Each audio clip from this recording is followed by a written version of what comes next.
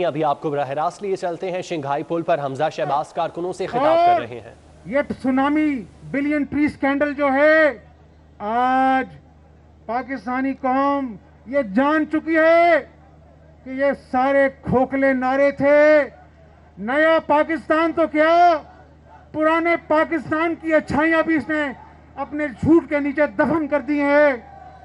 तो मेरे दोस्तों, मेरे बुजुर्गों, मेरे भाइयों, चाहे ख्वाजा साद रफीक साहब हो, चाहे एहसन इकबाल साहब हो, मरियम बहन, हमारा कायद नवाज शरीफ हो, हमारा सदर शहबाज शरीफ हो, चाहे हाफिज नमान हो, हनीफ अब्बासी हो, ख्वाजा सलमान रफीक हो, 3 साल बदतरीन इंतकाम के बावजूद अल्लाह का शुक्र अदा करते हैं कि एक पाई करप्शन साबित नहीं कर सका ये। और रियासत मदीना का दावेदार जब आटा चीनी चोरों को अपने साथ काबीना में बिठाता है, तो क्या पाकिस्तान के अवाम जो हैं वो देखते नहीं हैं कि ये कौन सा नया है? लेकिन फिक्र नहीं करना, हिम्मत से, जिस तरह आपके लीडरों ने हिम्मत दिखाई है, 3 साल, मैं कहता हूं 3 साल जो इन कारकुनों ने कुर्बानियां दी हैं, जिस तरह मुस्लिम लीग नून एक शीशा पिलाई दीवार की तरह मुत्तहिद है आज भी। मैं अपने कारकुनों को दिल की अता गहराइयों से सलाम पेश करता हूं। और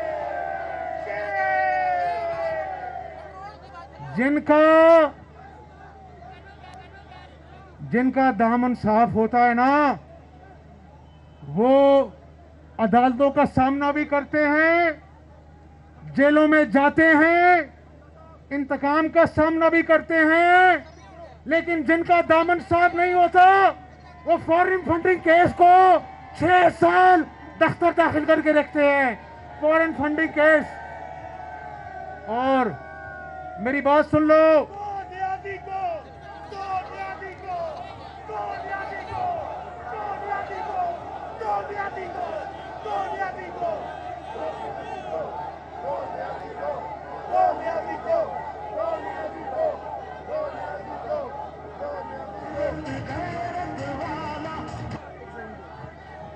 एक ही नारा, वोट चोरो, वोट चोरो, वोट चोरो, आटा खोरो, वोट चोरो, वोट चोरो, वोट चोरो, आटा खोरो, वोट चोरो।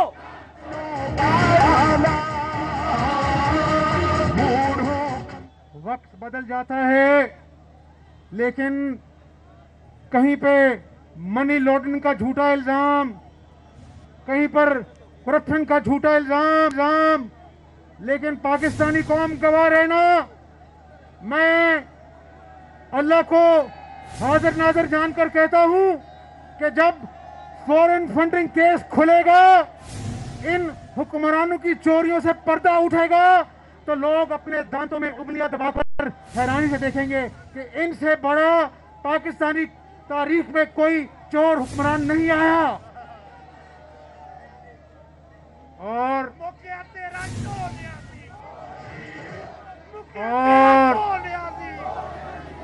नवाज शरीफ ने जो कुर्बानी दी इस कौम के लिए, वो हमेशा याद रखी जाएगी। शहबाज शरीफ को गिरफ्तार किया, आशियाना में साफ पानी में कुछ नहीं मिला, तो फिर मनी लॉन्ड्रिंग का घिसा पिटा इल्जाम लगाया बरतानिया की अदालत में। जब उस अखबार को, जिसको ये शहजाद अकबर साहब लहराए फिरते हैं, जिस अखबार में कहानी छपी, उस अखबार के वकील ने कहा, अदालत में कहा, वो भी बरतानिया की अदालत में, कि मनी लॉन्ड्रिंग का तुम्हारे पास कोई सबूत नहीं है, ये सब मफरूजे हैं। तो मैं आपको कहना चाहता हूं कि एक होता है सर्टिफाइड, ये सर्टिफाइड झूठा है, फरेबी है।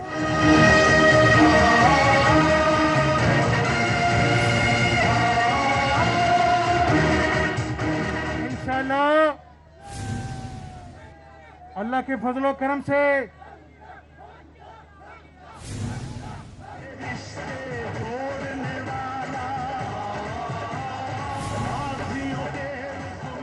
इंशाअल्लाह अल्लाह के फजलो करम से ख्वाजा आसिफ साहब भी सुरखरू होंगे। लेकिन जो कमर तोड़ महंगाई है, जिसने गरीब आदमी का चूल्हा ठंडा कर दिया है, और मैं कभी कभी अपने जेल के सेल में यह सोचता था कि उस बाप को, उस मां को रात को नींद कैसे आती होगी जिसकी बेटी इसलिए रोती है कि बेटी के दूध के लिए पैसे नहीं हैं, जिसकी मां दर्द से इसलिए कहराती है कि दवाइयां उसकी पहुंच से दूर हो चुकी हैं।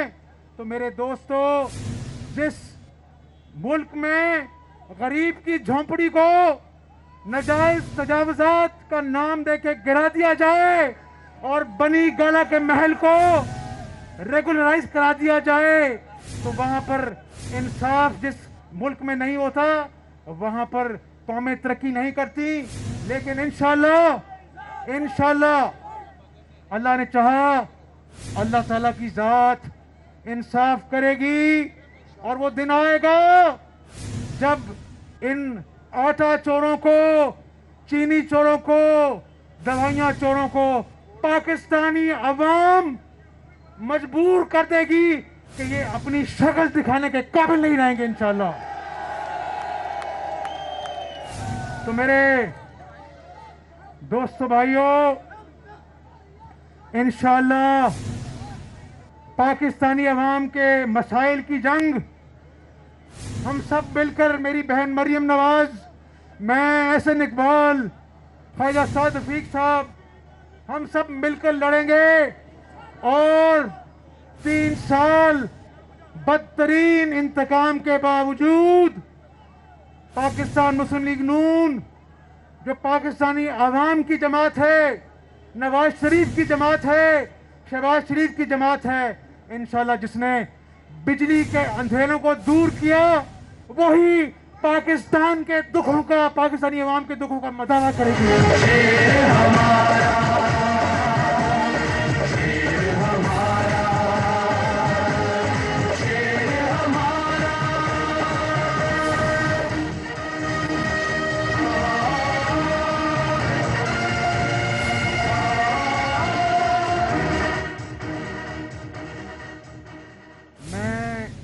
तहे दिल से आप सबका शुक्रिया अदा करता हूं। और आपने बहुत नारे लगाए, बहुत जज्बात आपके कीमती हैं। अब मैं नारा लगाऊंगा, आप मेरे नारों का जवाब देंगे। ये जो उधर ब्रिज पे ऊपर मेरे भाई बुजुर्ग खड़े हैं, उनको भी मेरा सलाम। मेरे नारे का जवाब दें। नवाज शरीफ, एक दफा और, नवाज शरीफ, शहबाज शरीफ, पाकिस्तान मुस्लिम लीग नून।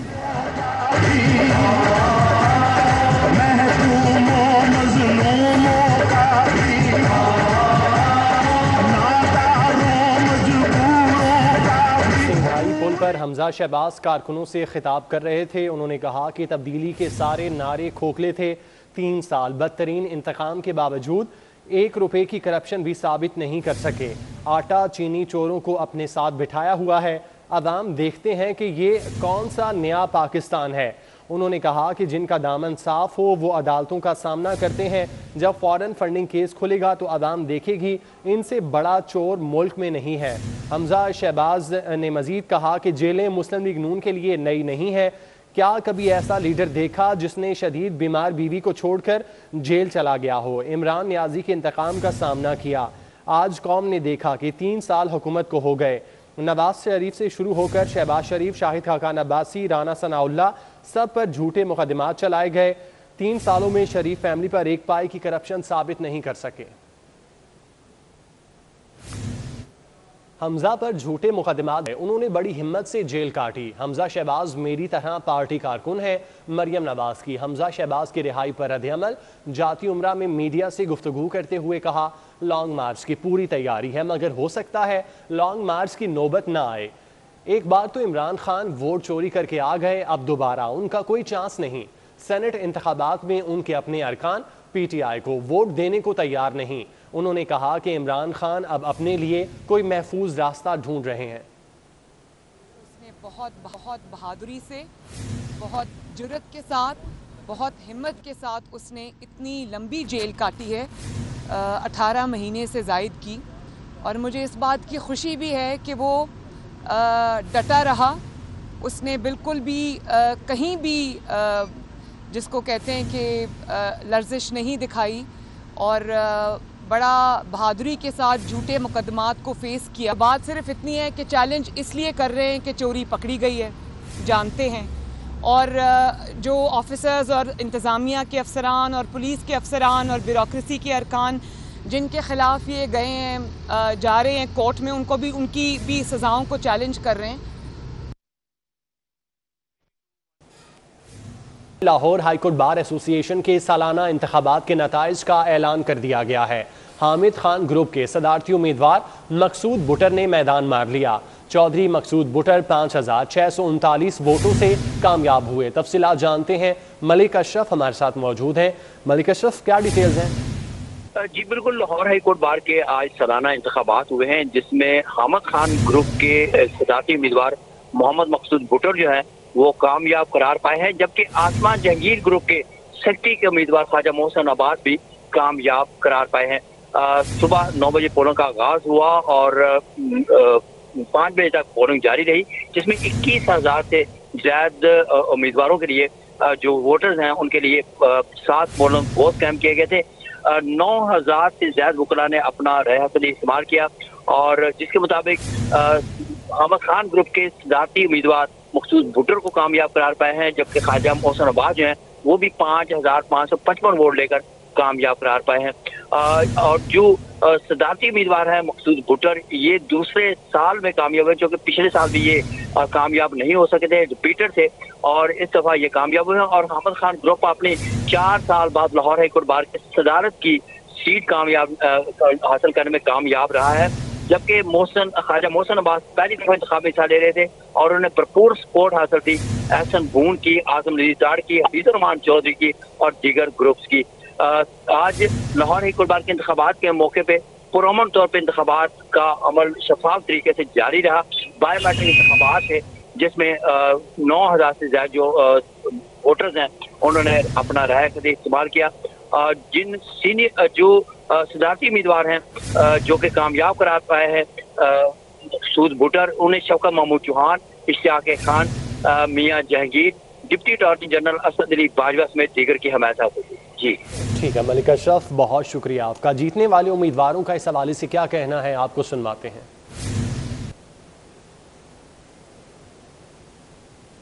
पे उन्होंने मुझे वोट किया, अब ये मेरी जिम्मेदारी है कि मैं उनकी तौक़ुआत पे पूरा उतरूं और ये माफिया कल्चर जो बार में पिछले 10-15 साल से काबिज है, हमने इस कल्चर का ख़ात्मा करना है और बार की वक़ार, बार की इज़्ज़त और बार की अहमियत को वापस उसी जगह पे लेके जाना है जहां इसकी खूबसूरत रवायात हुआ करती थी। क्या मंशूर होगा आपका आने वाले वक्त में, जो आपका 1 साल का टेन्योर होगा? मैं बार को माफियाइज़म से आज़ाद करवाने और काले कोर्ट और इस बार और बेंच के रिलेशन के लिए मैं बार का जो अपना रोल है वो अपने बाकी अहदेदारों से मिलकर इस तरह प्ले करना चाहता हूं कि बार पर और बेंच पर आम आदमी का एतमाद बहाल है। बहुत शुक्रिया। बुलेटिन में आगे बढ़ें। शहरी हो जाएं तैयार। नया पाकिस्तान हाउसिंग प्रोग्राम में अपार्टमेंट लेना है तो 5% तक सेल्स टैक्स देना होगा। अपार्टमेंट लेने वाले हर शहरी से सरकार 5% सेल्स टैक्स वसूल करेगी। फी अपार्टमेंट पर शहरी 1,18,300 रुपये का टैक्स तामीराती शोबे में देगा। इसी हवाले से मजीद तफसीलात जान लेते हैं। अली रामे हमारे साथ मौजूद हैं। अली, बताइएगा क्या 5% सेल्स टैक्स भी अब शहरियों को ही देना होगा?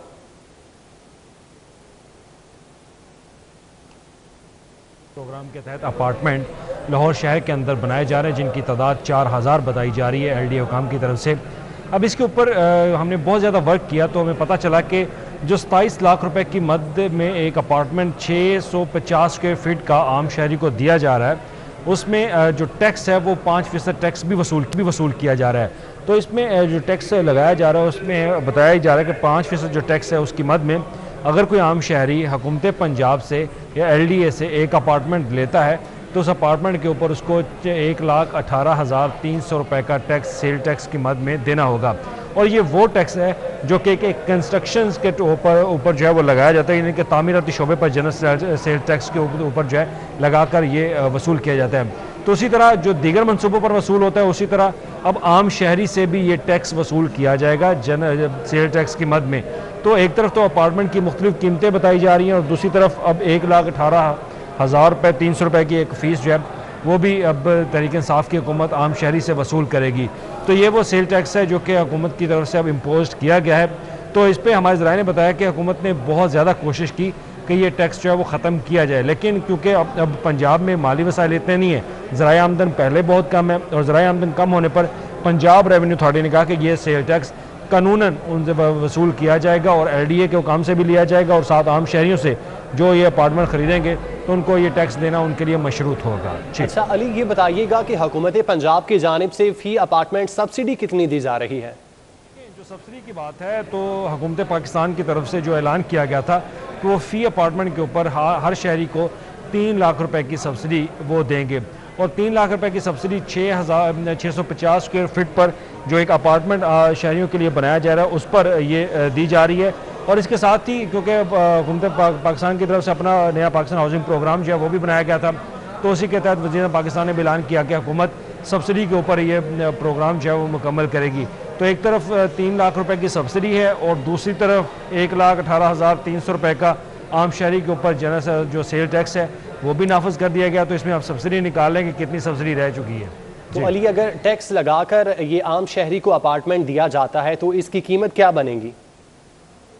तो टैक्स निकाल कर इसकी कीमत देखी जाए तो वो 25 लाख समथिंग जो है इसकी रकम बनती है, लेकिन अब क्योंकि हुकूमत पाकिस्तान पंजाब की तरफ से ये टैक्स लगाकर जो अब नई रकम जो कीमत सामने आ रही है वो 27 लाख रुपए है। तो 27 लाख रुपए पहले जो बताया जा रहा था तो इसमें सेल टैक्स जो है वो शामिल है, जो 1,18,300 रुपये हर उस शहरी को देना पड़ेगा जो LDA से या हुकूमत पंजाब से नया पाकिस्तान हाउसिंग प्रोग्राम में अपार्टमेंट लेगा। और ये अपार्टमेंट 650 स्क्वायर फीट का है और 650 स्क्वायर फीट पर 182 से ज़्यादा रुपए की स्क्वायर फुट के मुताबिक जो है रकम वसूल की जा रही है सेल टैक्स की मद में।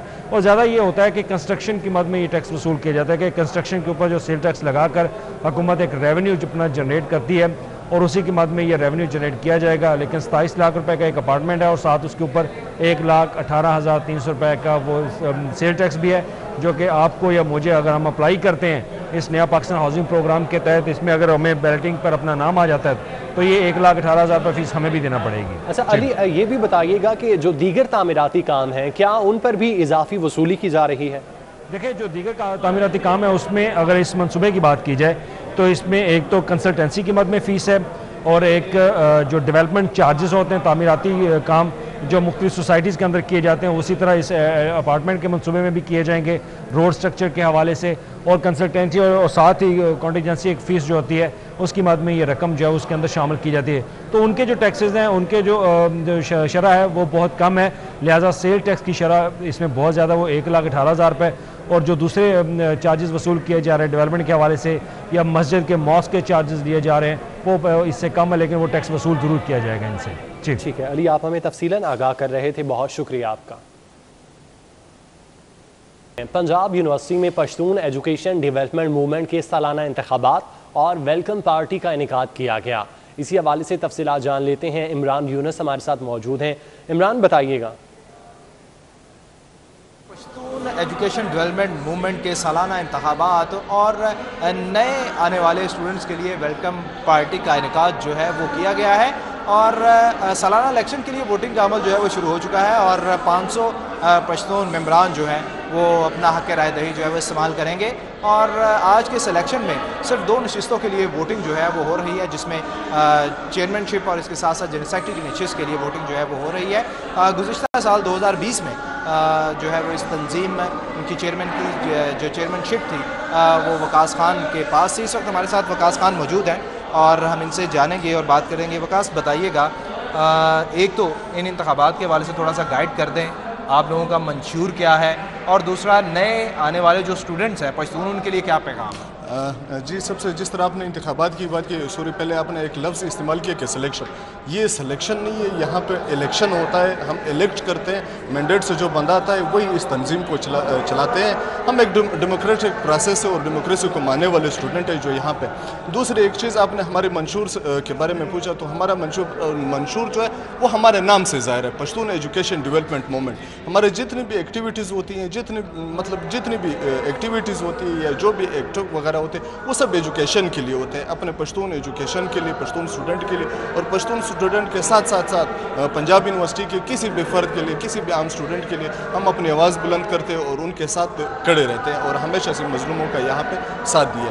तो जो इलेक्शन होता है वो हमारा हर साल होता है, जिसमें हमारे चेयरमैन और जनरल सेक्रेटरी इलेक्ट होते हैं, बाकी कैबिनेट वो फिर सेलेक्ट। बहुत शुक्रिया इमरान, आप हमें अपडेट कर रहे थे।